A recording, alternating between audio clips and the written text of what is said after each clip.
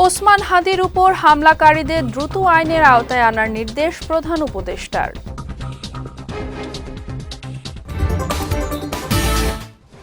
তফসিল ঘোষণার পরই হাদির উপর হামলা নির্বাচনের জন্য অশনি সংকেত বললেন মির্জা ফখরুল। এবং চাষিদের ক্ষতি পুষিয়ে নিতে ডিসেম্বর পর্যন্ত কোল্ড স্টোরেজে আলু সংরক্ষণের অনুরোধ কৃষি উপদেষ্টার।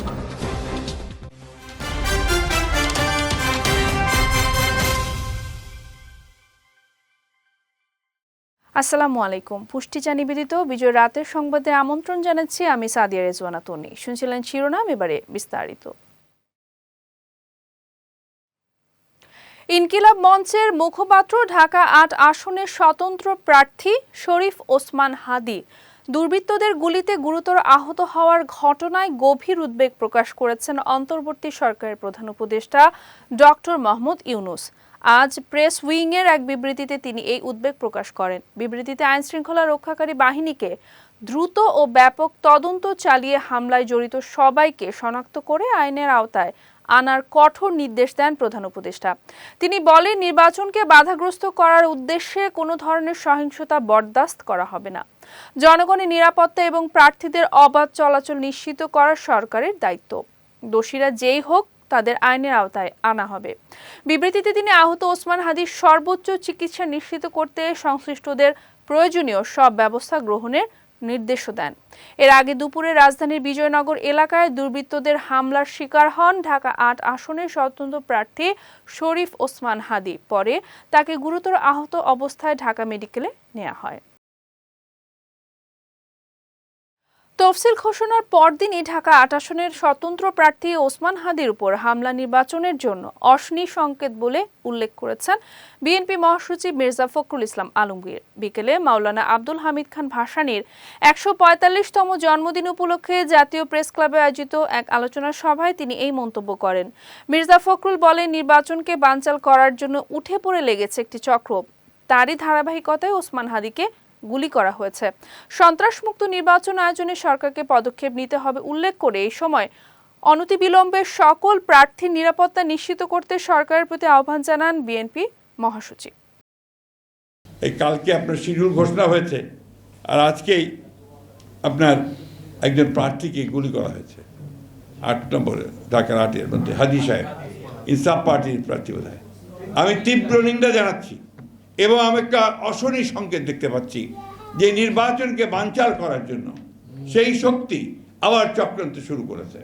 কিছুদিন আগে দেখেছেন যে আপনার চট্টগ্রামে এরশাদুল্লাহ সাহেব আমাদের একজন ক্যান্ডিডেটকে গুলি করেছিল। আজকে দেখুন আবার ইনসাফ পার্টির একজন ক্যান্ডিডেটকে গুলি করা হয়েছে। আমরা এর তীব্র নিন্দা জানাচ্ছি এবং অবিলম্বে প্রকৃত দোষীকে খুঁজে বের করে নিয়ে আইনের আওতায় আনার জন্য দাবি জানাচ্ছি। এবং এই সরকারকে, তত্ত্বাবধায়ক সরকারকে অথবা আপনার কেয়ারটেকার সরকারকে আমি আহ্বান জানাচ্ছি যে অবিলম্বে সকল প্রার্থীর নিরাপত্তা নিশ্চিত করুন এবং এই নির্বাচনকে যেন করে সম্পূর্ণভাবে সন্ত্রাস মুক্ত হয় তার জন্য ব্যবস্থা গ্রহণ করুন।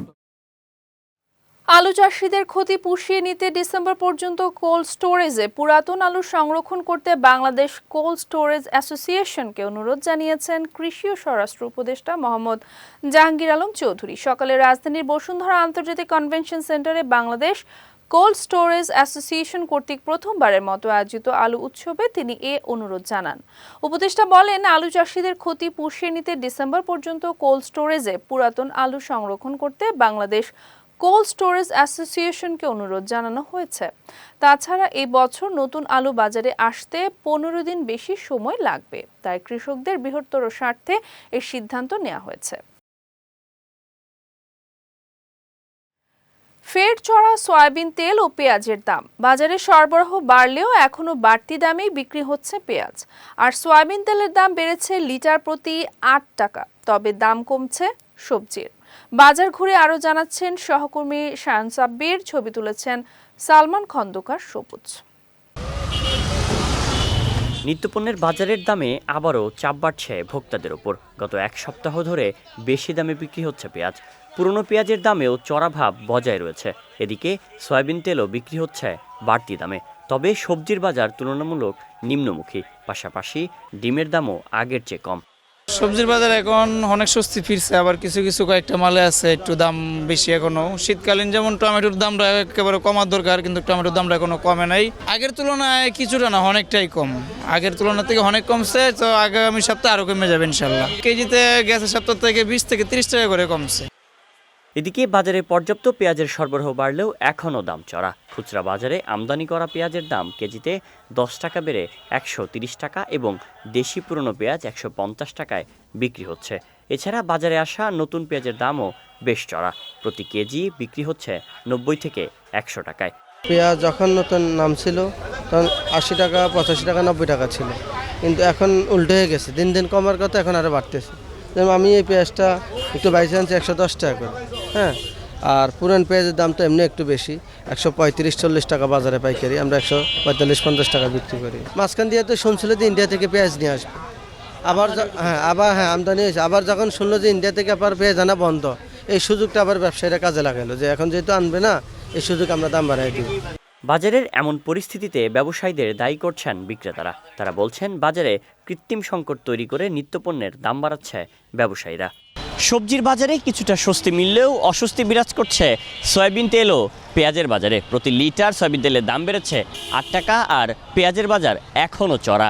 প্রতি কেজি কিনতে গুনতে হচ্ছে 140 থেকে 150 টাকা পর্যন্ত। বিক্রেতারা বলছেন ব্যবসায়ীরা কৃত্রিম সংকট করেই দাম বাড়িয়েছে পেঁয়াজের। শায়ন সাব্বির, বিজয় টিভি, ঢাকা। সারা দেশের বিভিন্ন এলাকায় আগামী কয়েকদিন হালকা কুয়াশা এবং রাত ও দিনের তাপমাত্রা প্রায় অপরিবর্তিত থাকতে পারে বলে জানিয়েছে আবহাওয়া অধিদপ্তর। শুক্রবার সকাল 9টা থেকে পরবর্তী 120 ঘন্টার পূর্বাভাসে এই তথ্য জানানো হয়। সংস্থাটি জানায় উপমহাদেশীয় উচ্চচাপ পশ্চিমবঙ্গ ও তৎসংলগ্ন এলাকায় অবস্থান করছে, আর মৌসুমের স্বাভাবিক লঘুচাপ দক্ষিণ বঙ্গোপসাগর ও উত্তর পূর্ব বঙ্গোপসাগরে বিস্তৃত রয়েছে। এছাড়া আগামী মঙ্গলবার পর্যন্ত প্রতিদিন অস্থায়ীভাবে আকাশ আংশিক মেঘলা থাকবে বলেও জানিয়েছে সংস্থাটি। এই সময় রাতে তাপমাত্রা সামান্য কমতে বা বাড়তে পারে, তবে দিনের তাপমাত্রা প্রায় অপরিবর্তিত থাকবে। এছাড়া সারা দেশে বাতাসের চাপ ও আর্দ্রতা স্বাভাবিক থাকবে বলেও জানিয়েছে আবহাওয়া অধিদপ্তর। এবারে পুষ্টি চিনি গুঁড়া চাল নিবেদিত জেলা সংবাদ।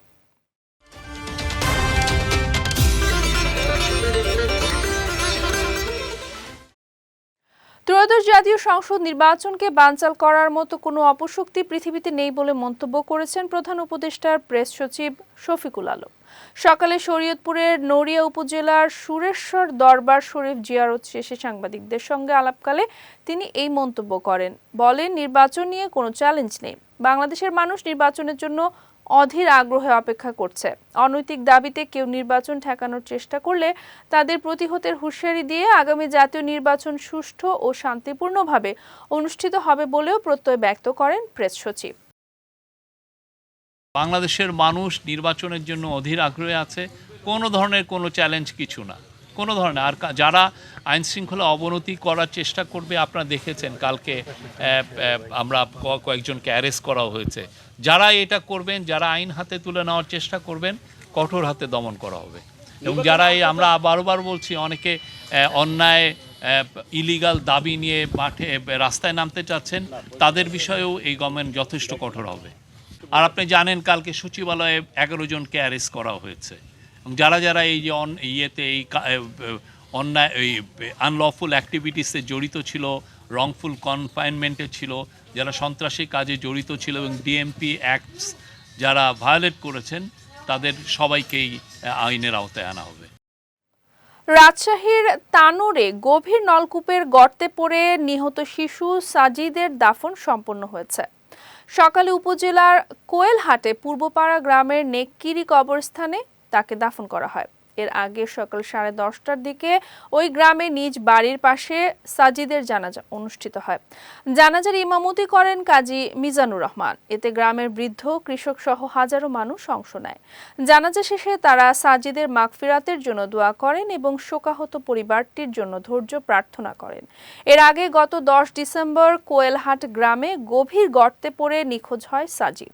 32 ঘন্টার শ্বাসরুদ্ধকর অভিযান শেষে গতকাল রাতে তাকে উদ্ধার করে ফায়ার সার্ভিস। পরে শিশুটিকে উপজেলা স্বাস্থ্য কমপ্লেক্সে নিলে চিকিৎসক মৃত ঘোষণা করেন। সেন্ট মার্টিন সংলগ্ন সমুদ্র এলাকায় পৃথক অভিযান চালিয়ে বিপুল পরিমাণ সিমেন্ট ও বার্মিজ লুঙ্গি সহ 22 পাচারকারীকে আটক করেছে কোস্টগার্ড। বিকেলে কোস্টগার্ডের মিডিয়া কর্মকর্তা লেফটেন্যান্ট কমান্ডার সিয়ামুল হক এই তথ্য নিশ্চিত করেন।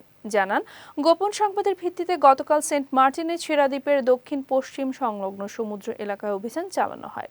অভিযানে সন্দেহজনক একটি ফিশিং বোটে তল্লাশি চালিয়ে অবৈধভাবে মিয়ানমারে পাচারকালে প্রায় 3,50,000 টাকা মূল্যের 700 বস্তা সিমেন্ট সহ 11 জন পাচারকারীকে আটক করে কোস্টগার্ড।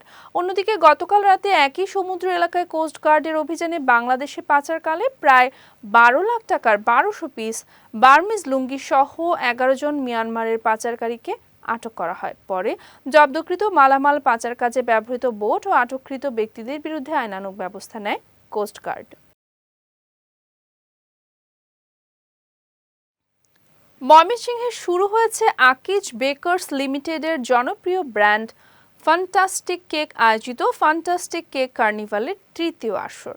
ময়মনসিংহ সার্কিট হাউস মাঠে এই আসরের আয়োজন করা হয়। এই সম্পর্কে আকিজ বেকার্স লিমিটেডের executive director Mohammad Shafiqul Islam তুষার বলেন, ভোক্তাদের মানসিক প্রশান্তি ও আনন্দের দেয়ার ভাবনা থেকেই ফ্যান্টাস্টিক কেক ধারাবাহিকভাবে এই আয়োজন করে আসছে। পরিবার পরিজনের সঙ্গে সুন্দর সময় কাটানোর সুযোগ তৈরি করাই এর লক্ষ্য। এদিকে সকাল 10টা থেকে রাত 9টা পর্যন্ত চলবে 2 দিনের এই রঙিন উৎসব। এখানে দর্শনার্থীদের জন্য থাকছে নানা রকম ফান ও গেমস, যা উপভোগ করতে দিন জুড়ে ভিড় জমিয়েছে নানা বয়সী মানুষ। এই 2 দিন ব্যাপী যে ফ্যান্টাসি কেক কার্নিভাল আমরা আয়োজন করলাম, এখানের উদ্দেশ্যটা হচ্ছে বাংলাদেশে অনেক ব্র্যান্ডের প্রোডাক্ট আছে, কেক, বিস্কিট, ওয়েফার, চকলেট। আমরা আশা করি যে ভোক্তারা বেস্টটাই পিক করবে। যাচ্ছি পুষ্টি ড্রিঙ্কিং ওয়াটার নিবেদিত খেলার সংবাদে।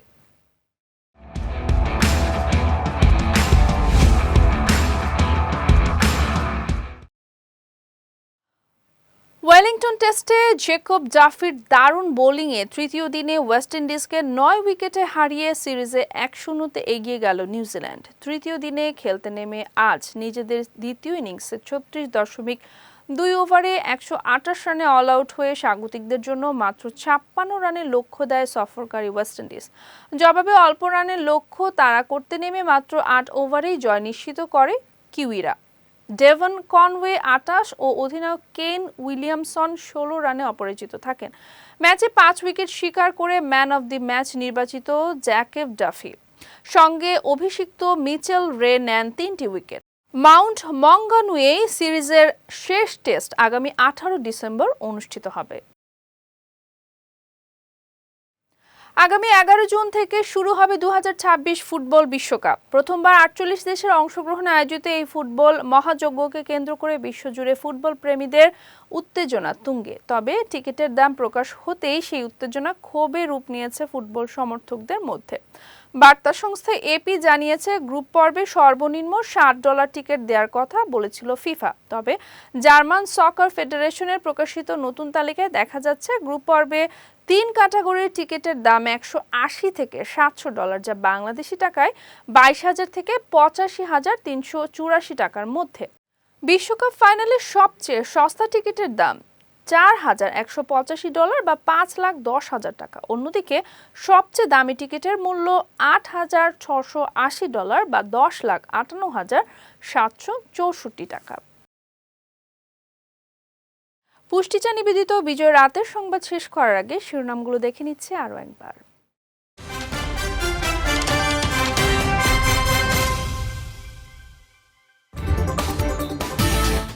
ওসমান হাদির উপর হামলাকারীদের দ্রুত আইনের আওতায় আনার নির্দেশ প্রধান উপদেষ্টার।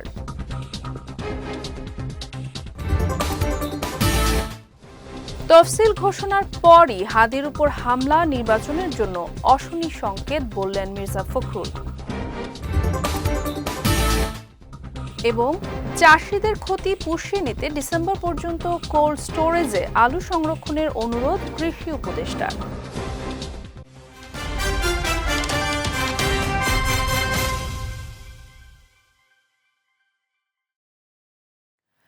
বিজয় রাতের সংবাদ শেষে আজকের মতো আমি সাদিয়া রেজওয়ানা তন্নি আপনাদের কাছ থেকে বিদায় নিচ্ছি। আগামীকাল একই সময়ে নতুন সব খবর দেখতে চোখ রাখুন বিজয় টিভিতে। এছাড়াও আজকের বিজয় রাতের সংবাদের ভিডিও দেখতে পারেন আমাদের ইউটিউব এবং ফেসবুক পেজে। আমাদের ইউটিউব হলো youtube.com/bijaytvofficial এবং আমাদের ফেসবুক পেজ হলো facebook.com/bijaytvlimited। এতক্ষণ সঙ্গে থাকার জন্য ধন্যবাদ সবাইকে।